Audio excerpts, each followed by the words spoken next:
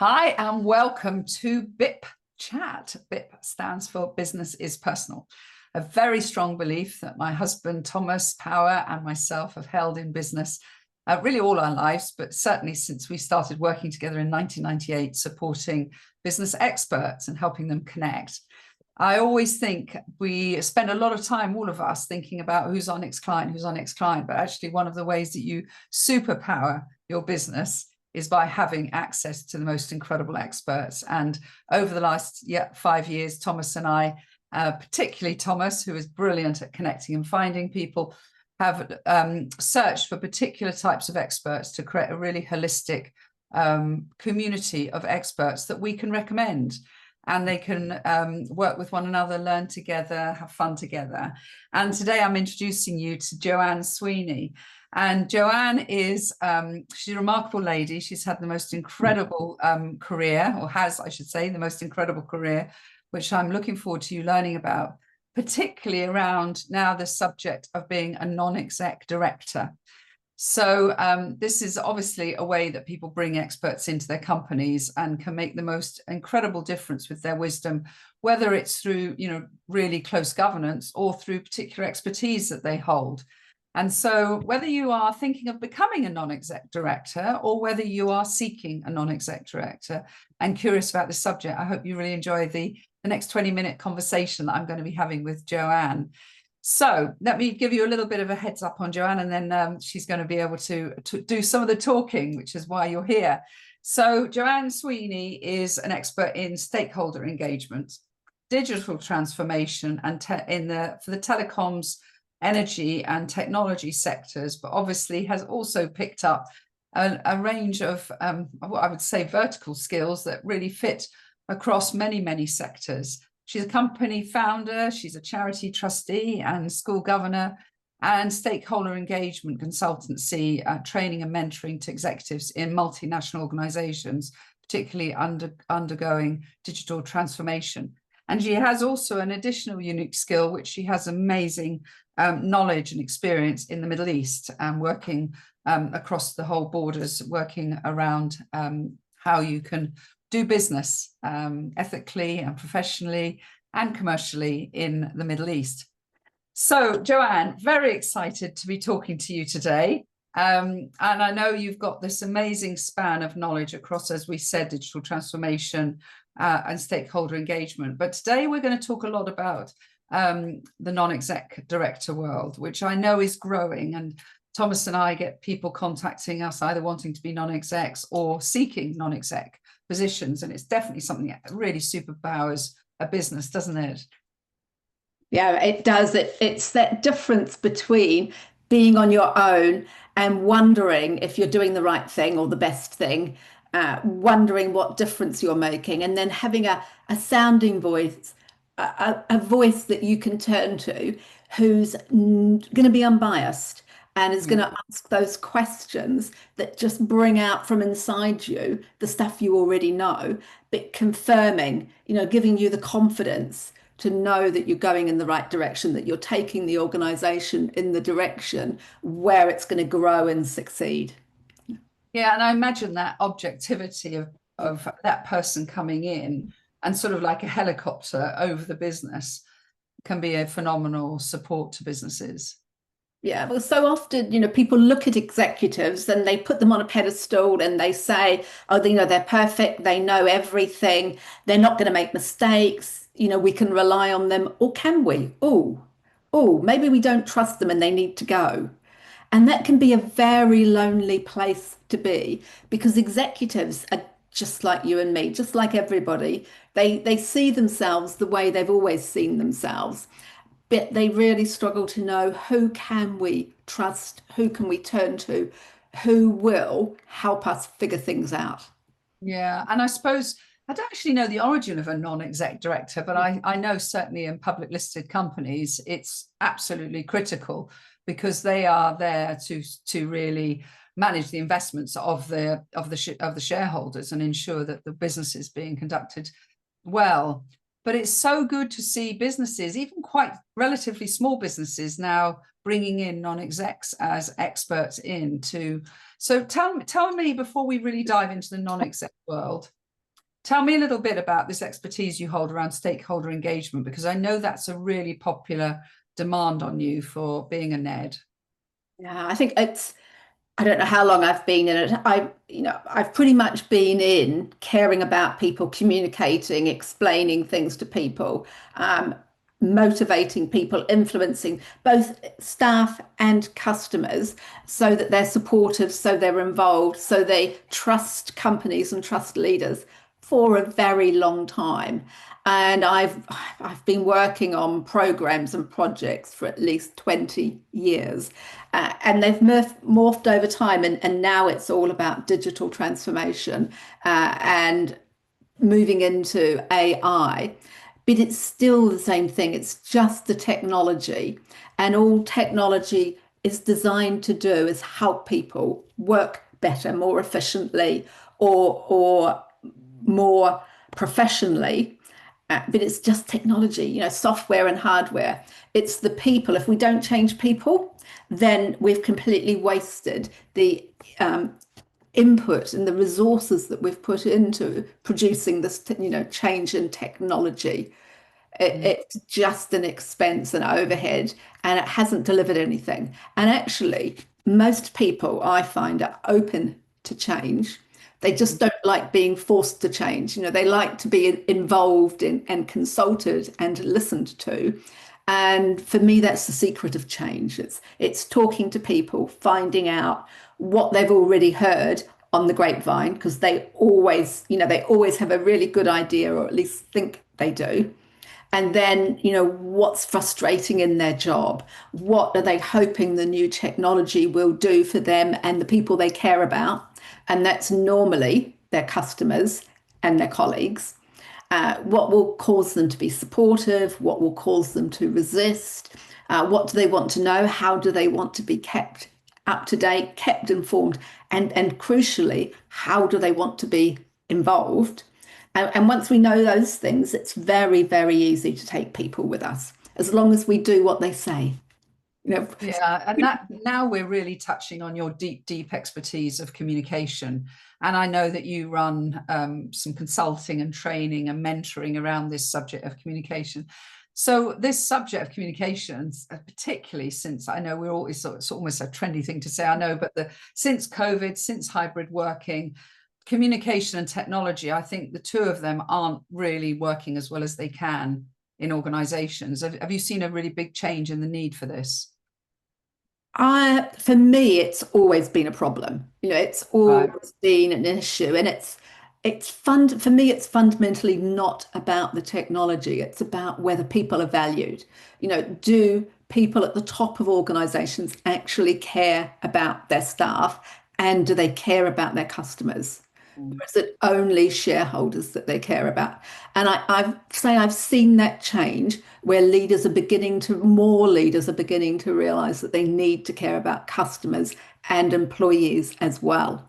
I can imagine. Yeah. Yeah, I mean, I think that whole where we're now moving into this AI age, I think there's a lot of people feel very overwhelmed, and to have that conscious mind constantly saying, but what about the customers? What about the staff? What about the people that are actually big part of your organization? It is absolutely amazing. And to think that that is the core of your knowledge, isn't it? And that's why you get asked to be a NED now in companies around that experience. And what has taken you to the Middle East? What type of work is that? So I work for the largest training group in the world, and they are based in the UAE. And at the moment, I'd say the last few years, the majority of our delegates are from Saudi Arabia, and that's because there is so much investment going into companies within Saudi. I'm so impressed that the people who come on my training courses from Saudi have this amazing open mindset, really open to learning, very professional. They listen, and then they work out how to apply all the models that I'm sharing. I seek to be very practical, very useful, they completely get it and they go back to their jobs. And what's amazing, they stay in touch with me and they tell me that they're being promoted based on what they've learned on their courses with me, which for me is really satisfying because it means that what I'm sharing is really making a difference in their jobs. But it's that Yeah. open mindset and that desire to learn. But it's also they're not individualistic. They are so loyal to their country and they want to do their best, not just for themselves and their company, but for their whole society. Uh, Yeah, it's how they're representing themselves in the world, isn't it? Very, very important.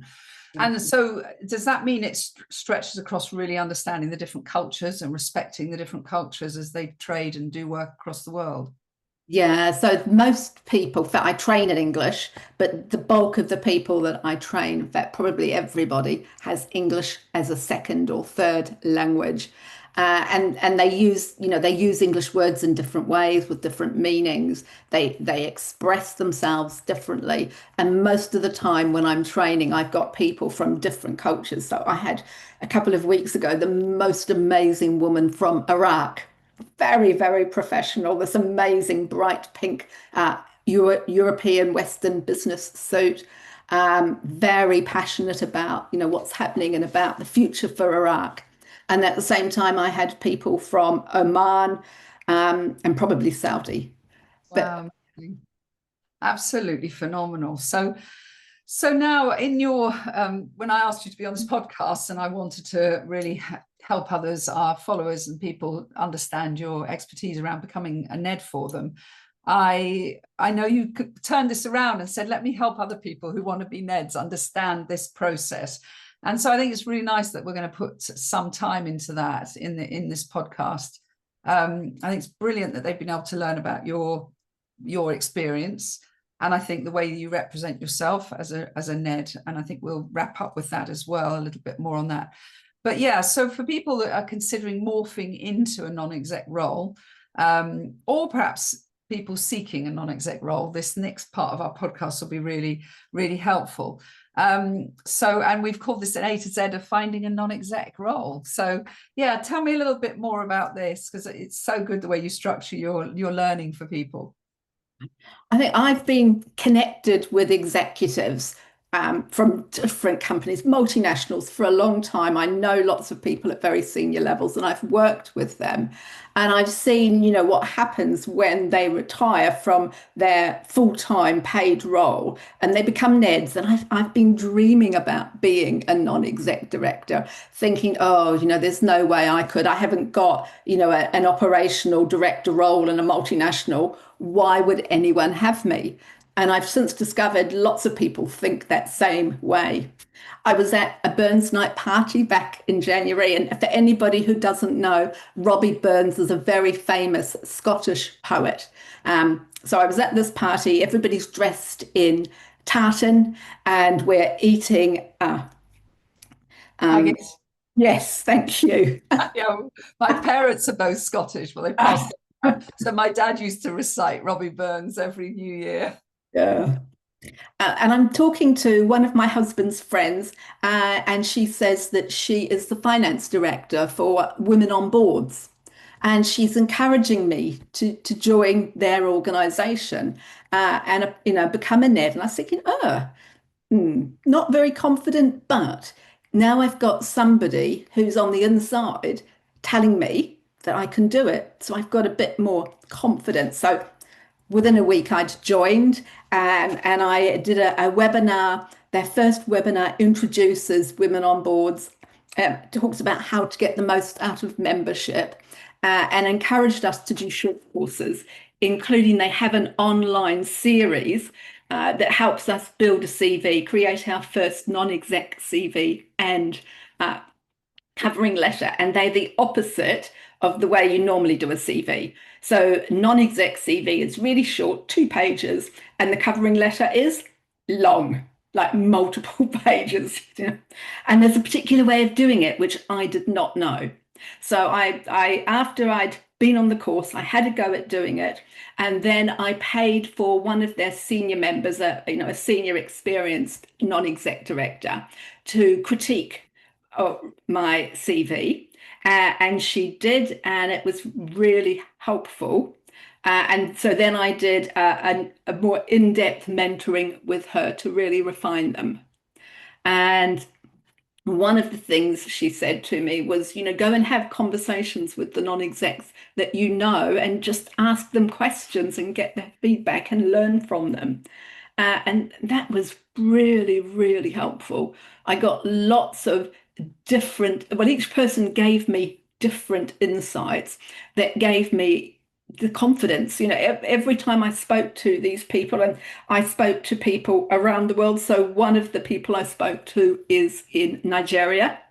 I've known him a long time, and he talked about becoming a non-exec director in Nigeria. And I was thinking, wasn't thinking about that, but that's really interesting. Another of the people I spoke to is in Canada. The others, I think the others were all in the UK and Europe, and the advice, each time I spoke to someone, they just gave me that little bit more confidence that I could actually apply. That's really powerful. And I think that's the big thing here, isn't it? Is the confidence, because I've watched Thomas. He's been an ed for over 20 years for companies, and he started off doing the qualification at the IOD and all of that.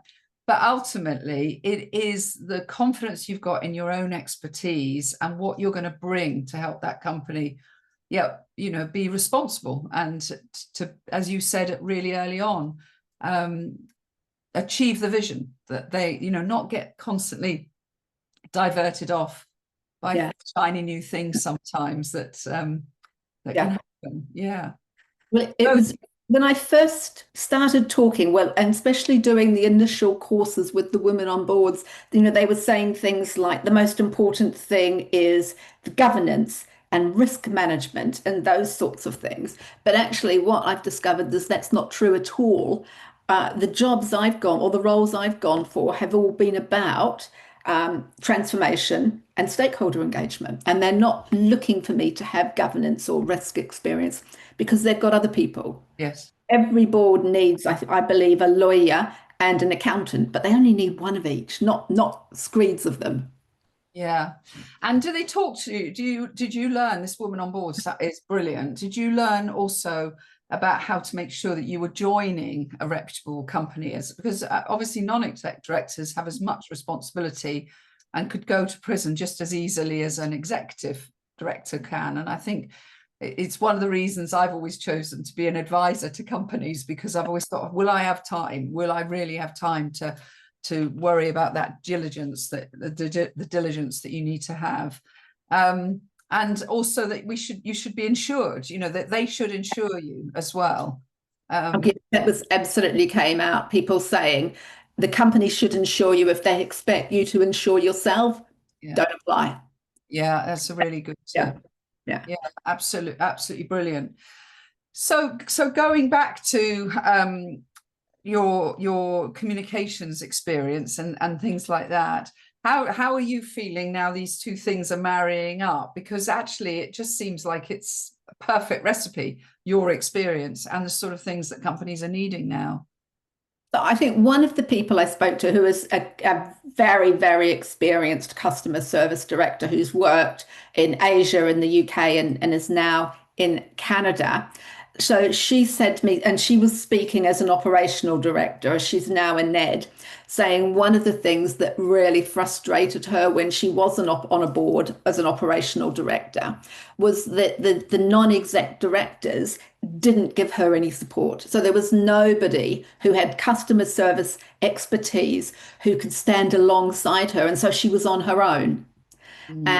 And for me, that's what I can do. I can stand alongside the marketing and the communication and the sales and the customer service and the transformation operational directors and give them support so they don't feel alone. Yeah, that makes a huge difference. I do think, when I've obviously over the years talked to a lot and been a business owner myself with investors, the mental health side of the responsibility of being a director of a company as it's scaling as well is huge. And when you've got investors, they're bearing down on you. So you've got all the customer pressure, you've got all the transformation pressure, customer service pressure, and then you've got the investors. And it's good. I think a non-exec is critical, especially if you have investors, to make sure that somebody's got your back.